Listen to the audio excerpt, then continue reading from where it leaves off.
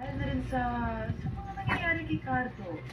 Kamu hindi posibleng mangyari ang haka-haka mo, Mare. Marami tayong napakinggan mga kwento dyan. Hershey, baby pa yan, Hershey, ha? Hindi magagawa ni Gary yun. Maaaring ibang tao pero hindi asawa ko. Mare naman. Kanina lang kasasabi mo na maaaring ganun nga ang pinalabas ng asawa mo. Nakunway, namatay ang kakambal ni Mara. Tapos ngayon babawiin mo, ano ka ba naman? Eh, ang sinasabi ko lang yun sa mga kwento ni Cardo. Malay natin sa mga sinasabi niya siya pala may kagagawan. Ano? Si Cardo mismo nagbenta sa bata. Ewan ko, nagugulo na ako. Hindi ko na rin alam kung anong masasabi ko. Ay nako, Mare, mabuti pa, magpahinga ka na. At aalis na rin kami nito sila Green para makapagpahinga ka ng todo-todo. Tignan mo yan, iwasan mo yung kakaisip sa'yo. Tumatanda ka na eh. Tamo na lumata ka pa. Baka malosyan ka niya. Ikaw din. Baka pag hindi ka nag-ayos sa tuluyang kung malosyang, baka humanap ng iba si Gary at ipagpalit ka.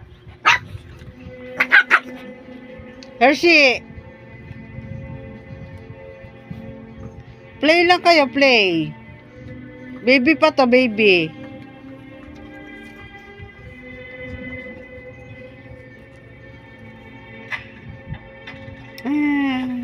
Ado. Oo, kumusta? Sinaktan ka ba nila? Hindi ho, sir. Kaya lang, sorry ho, dahil hindi ako nakapag-ingat kaya nakita nila ako. Mabutit ligtas ka. Kung nagkataon masisisi ko sa sarili ko. Huwag kayong mag-alala, sir. Hindi naman yun na itatanong sanay naman ako sa mga panganib. Hayaan niyo, sir. Nangako, hindi na umawag ito nangyari. Tama na yung